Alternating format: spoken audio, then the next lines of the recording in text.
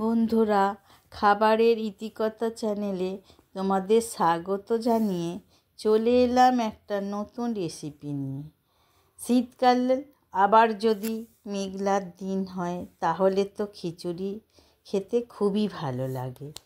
তাও আবার যদি শীতকালীন নানা রকম সবজি দিয়ে বানাও। তোমরা নিজেদের পদ্ধতিতে তো খিচুড়ি বানাও, কিন্তু একবার আমার এই রেসিপি ফলো করে বানিয়ে দেখো, একেবারে নতুন স্বাদ পাবে। খিচুড়ি বানানোর সময় সব সময় চেষ্টা করবে 2 বা 3 রকম ডাল দিতে, তাতে খিচুড়ির টেস্ট দ্বিগুণ হয়। আমি এখানে 2 রকম ডাল নিয়েছি, মসুর ডাল ও মুগের ডাল। আমি চাল নিয়েছি 700 গ্রাম। চালটা ভালো করে ধুয়ে একটু ভিজিয়ে রাখবো। খিচুড়ির জলটা যতক্ষণ গরম হয় ততক্ষণ, বেশি ভেজানোর দরকার নেই। 300 গ্রাম মসুর ডাল নিয়েছি আর 200 গ্রাম মুগ ডাল নিয়েছি। মুগ ডালটা একটু শুকনো কড়ায় ভেজে নিলে খিচুড়ির টেস্টটা সুন্দর হয়। খিচুড়িতে দেওয়ার জন্য আমি নিয়েছি আলু, ফুলকপি, গাজর, মটরশুঁটি, ধনেপাতা, পেঁয়াজ, আদা, রসুন ও কাঁচা লঙ্কা। চাল ডাল সেদ্ধ হতে দিয়ে আমি সবজিগুলো ভেজে নেব।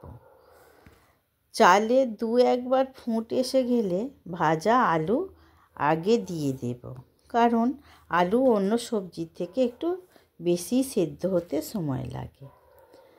কিন্তু আবার কপি বেশি সেদ্ধ হয়ে গেলে খিচুড়ির টেস্টটা কিন্তু কমে যায়। সবজিগুলো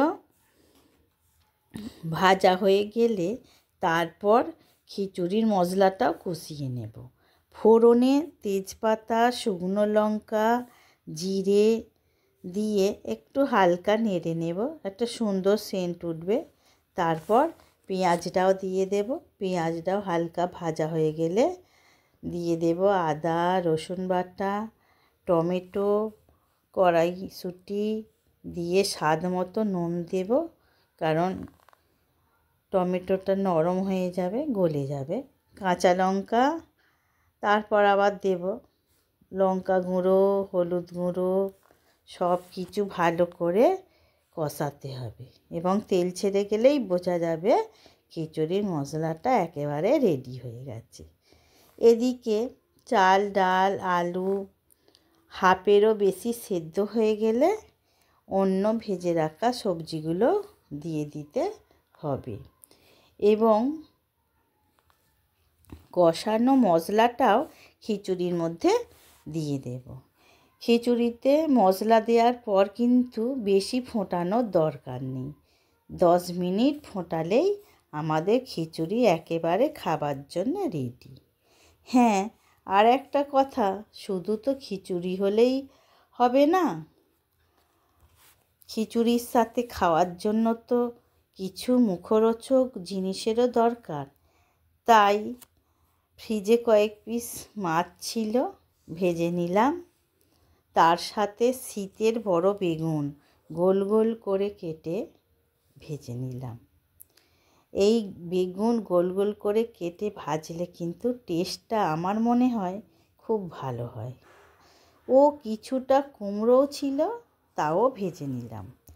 থালার মধ্যে কলা পাতা বিছিয়ে তাতে খিচুড়ি নিয়ে লেবুর রস নিচুড়ে দিয়ে কী যে স্বাদ পেলাম তা বলে বোঝানো যাবে না।